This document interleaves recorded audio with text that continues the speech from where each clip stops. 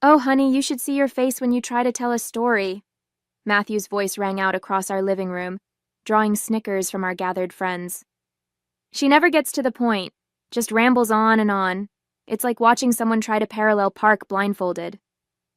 My cheeks burned as familiar laughter filled the room. I gripped my wine glass tighter, forcing the practiced smile I'd worn for the past 5 years of our marriage. Inside, something snapped. My name is Tasha Reynolds, and at 32, I'm tired of being the punchline to every one of my husband's jokes. I work as a marketing executive at one of Houston's top firms, managing million-dollar campaigns and a team of 15 people. But at home, I'm just Matthew's favorite target, the subject of his endless jokes about everything from my cooking to my appearance. Tonight was supposed to be a casual dinner with friends, but like every other social gathering, it had turned into the Matthew show. He was in rare form, entertaining our guests with story after story, each one designed to make me look foolish. When I tried to share news about my recent promotion at work, he cut in with a comment about how I probably slept through the meeting where they announced it, since I could sleep through an earthquake. More laughter. More stares. Seriously, though, he continued, draping his arm around my shoulders in that possessive way he had, you should see her try to give presentations at work.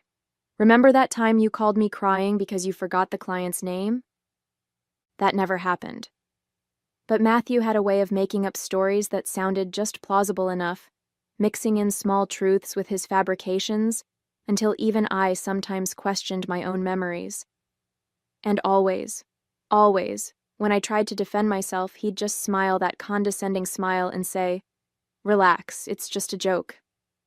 I watched him holding court in our living room, so confident, so sure of his power over me and this audience.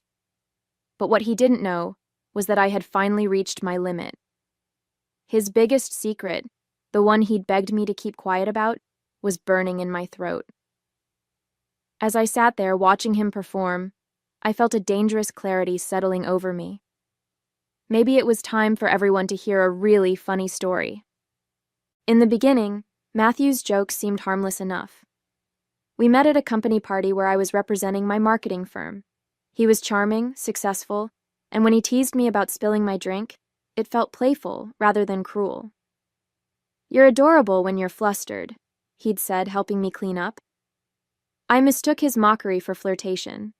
The changes were so subtle at first, a joke here and there about my terrible sense of direction in front of his friends, comments about how I couldn't dress myself without his help. Each time he'd follow up with expensive gifts and romantic gestures, as if to compensate for the sting of his words. I had always been confident in my abilities. My boss, Alex, used to praise my presentation skills and sharp mind.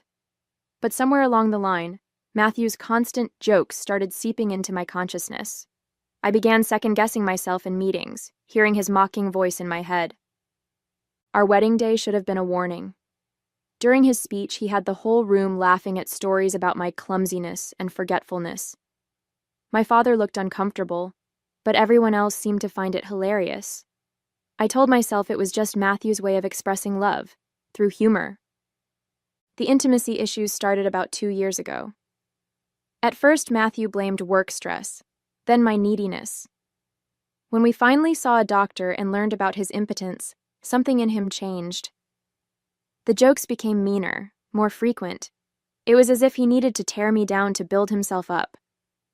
"Don't tell anyone," he'd begged after the diagnosis. "This stays between us." I had agreed, wanting to protect him. Even as his public humiliation of me grew worse, I kept his secret. That's what a good wife does, right? Last week, I overheard him on the phone with his friend Brad, making up stories about how I was frigid and impossible to please. My blood boiled as I listened to him twist our private struggles into another opportunity to mock me. I've spent 5 years of my life shrinking myself to avoid becoming the punchline of his next joke. 5 years of forcing laughs while dying inside. 5 years of keeping his secrets while he broadcast my every flaw, real or imagined, to the world. Looking around our living room now at these people who've laughed at his jokes for years, I wonder if they'd still find him so amusing if they knew the truth. "And here's the best part," Matthew was saying. his voice rising with dramatic flair. Last week, Tasha actually tried to cook a romantic dinner. You should have seen it. Burnt to a crisp, smoke everywhere.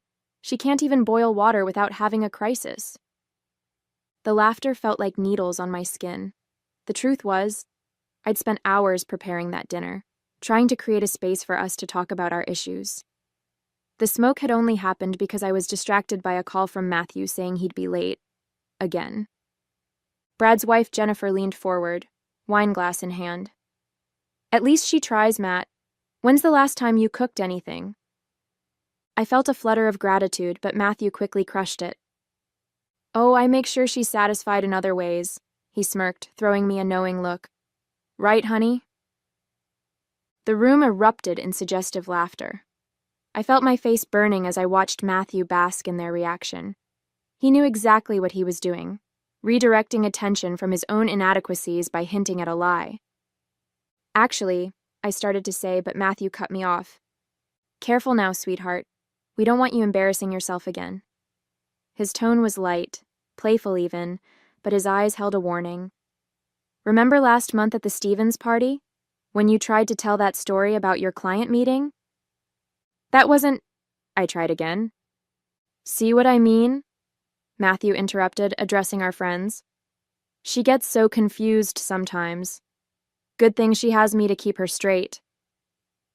Brad and the others chuckled, but I noticed Jennifer watching me with concern. The room felt suffocating, years of accumulated humiliation pressing down on my chest. Then Matthew delivered the final blow. You know what's funny? He was on a roll now, feeding off the attention. Tasha actually suggested we start trying for kids soon. Can you imagine? She can barely take care of herself. The room went quiet. Everyone knew we'd been married 5 years without children. A few uncomfortable glances were exchanged. I mean, let's be honest, Matthew continued, oblivious to the tension. Some people just aren't cut out to be parents. Right, honey? Something inside me crystallized in that moment. All these years, I'd kept his secret out of love, out of loyalty, out of some misguided sense of wifely duty. I'd endured the jokes, the mockery, the constant undermining of my confidence. I'd smiled through the humiliation while he built himself up by tearing me down. But this? Using our private struggles to humiliate me while painting himself as the superior partner? No more. I set my wine glass down carefully, my hands steady for the first time all evening.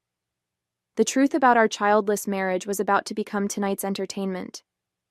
Matthew, I said, my voice surprisingly steady, maybe you should tell them about your doctor's appointment last year. The smirk froze on his face. Honey, you're drunk. Maybe you should get some water. I'm not drunk. Actually, I'm thinking clearly for the first time in years. I turned to face our friends. Would you like to hear a funny story for once? Matthew stood up abruptly. Who needs a refill? Brad? Jennifer? His voice had an edge of panic. Sit down, Matthew, I said quietly. You love storytime, remember? The room grew tense. Our friends glanced between us, sensing the shift in dynamics. Matthew's face darkened as he realized his usual tactics weren't working. Tasha's had too much wine, he announced, trying to regain control. She gets emotional when she drinks. Remember that time at the Christmas party when she... When I what? I interrupted. When I caught you making up stories about our sex life to your friends? Or when I overheard you blaming me for our lack of children? Jennifer set down her wine glass. Matt, maybe you should let her speak. Oh, there's nothing to say, Matthew laughed, but it sounded forced. Tasha's just being dramatic. You know how women get sometimes. Do I get dramatic when you mock my cooking? My job? My appearance? My voice was getting stronger. Or am I being dramatic about the real reason we don't have children? The color drained from Matthew's face. He moved toward me, reaching for my arm. Honey, let's talk about this in private. For a moment, I almost gave in. The familiar urge to protect him, to keep his secret, bubbled up inside me.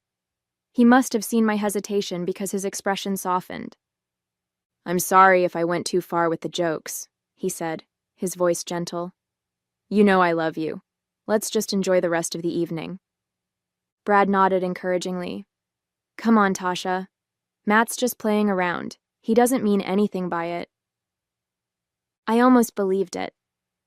Almost fell back into the pattern of smiling and pretending.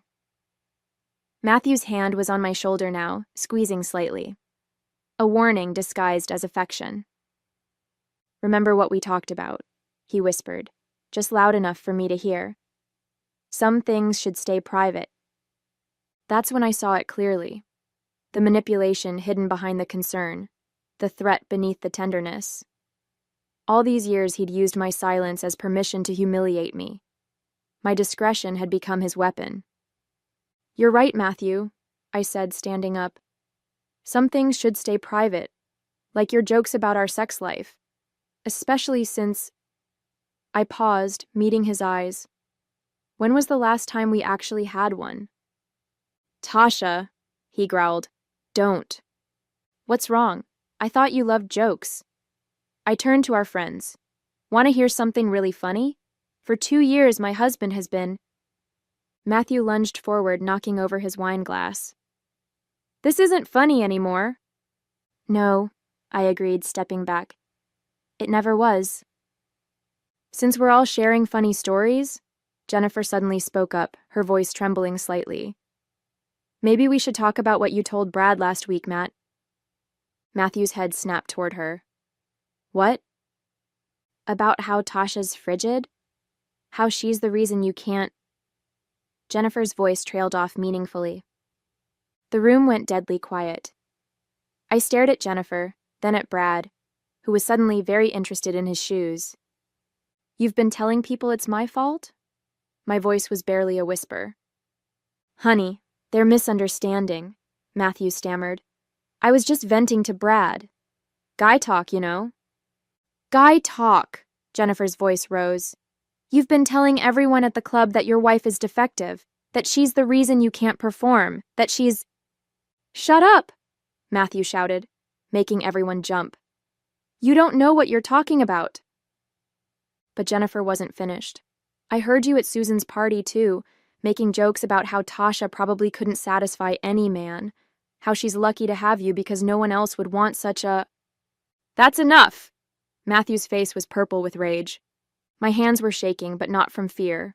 All this time, I'd kept his secret out of loyalty, while he'd been spreading lies about me, making me the joke not just in our home, but everywhere. Actually, I said, my voice cutting through the tension, it's not enough. Not nearly enough. I turned to face our friends. Want to know why we really don't have children? Why Matthew makes jokes about our sex life but never actually talks about it? Why he's so desperate to make me look inadequate? Tasha, please, Matthew begged, his arrogance finally cracking. Think about what you're doing. I have thought about it. For 2 years, I've thought about it. Every time you mocked me in public, every time you made me feel small, every time you blamed me for our problems, I thought about it.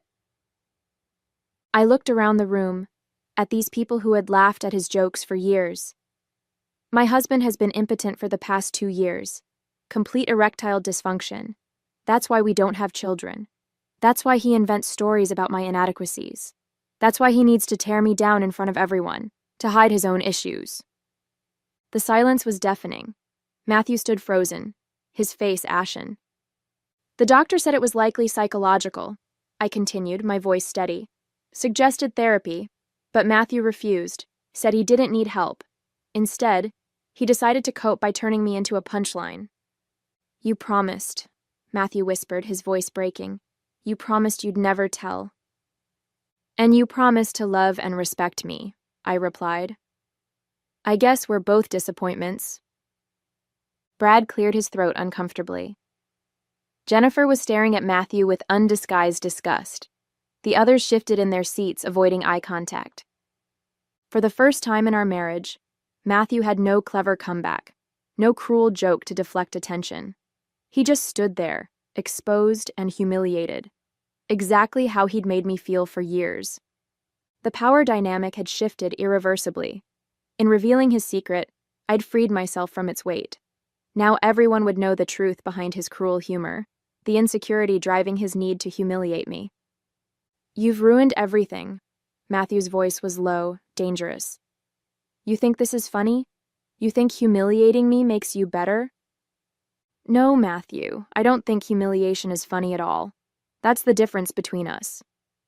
He turned to our friends, desperately trying to salvage his reputation. She's lying.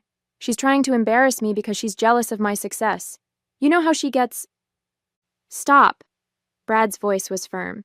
Just stop, Matt. We've all seen how you treat her. Oh, so now you're taking her side? Matthew laughed bitterly. After all the times you laughed at my jokes? After everything I told you about her? That's exactly why, Jennifer interjected. The things you've said about Tasha, they were cruel. We should have said something sooner. Matthew's face contorted with rage. You want cruel? Fine. He turned to me, his mask completely gone. Tell them about the promotion you're so proud of. Tell them how you really got it. My heart stopped. This was the one area where his jokes had never ventured. My career. Tell them about the late nights with your boss, he continued, his voice dripping with venom. Tell them why you really got picked over more qualified candidates. The room went silent. This wasn't a joke anymore. This was character assassination. Actually, a new voice spoke from the doorway. I can tell them about that promotion. Everyone turned to see Alex, my boss, standing there. I had forgotten she was coming over later to drop off some contracts. I've been standing here for a while, Alex said, walking into the room. Long enough to hear you try to destroy your wife's reputation to save your own. Matthew's face went pale. This is a private matter. Nothing's private with you, Matthew. Isn't that your thing? Making everything public? Alex turned to the room. Tasha got that promotion because she single-handedly landed the Peterson account. She stayed late working on the pitch, yes, with our entire team. I know because I was there every night.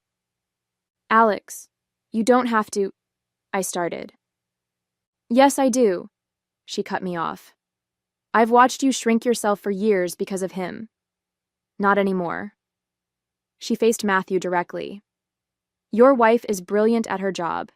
She earned everything she has. The only person riding on someone else's coattails in this marriage is you. Matthew looked around the room, searching for any remaining allies. Finding none, his expression turned ugly. You think this makes you strong? He spat at me. Turning my friends against me? Exposing private medical issues? You're pathetic. I stood up, gathering my purse. No, Matthew. What's pathetic is building yourself up by tearing others down. What's pathetic is blaming your wife for your inadequacies. What's pathetic is thinking that cruelty makes you powerful. I turned to our guests. Thank you for coming. I think the party's over. As people began gathering their things, Matthew made one last attempt. If you walk away now, don't bother coming back. I paused at the stairs. That's the first funny thing you've said all night. Because trust me, Matthew, I won't. Word spread quickly through our social circle. Within a week, everyone knew about Matthew's behavior, not just his medical issues, but the years of cruelty he'd inflicted on me. His carefully crafted image as the charming jokester crumbled as people began sharing their own observations of his bullying. At the country club, where he'd loved holding court with his humor, people started avoiding his table. His jokes fell flat when he tried to mock others, met with uncomfortable silence instead of laughter.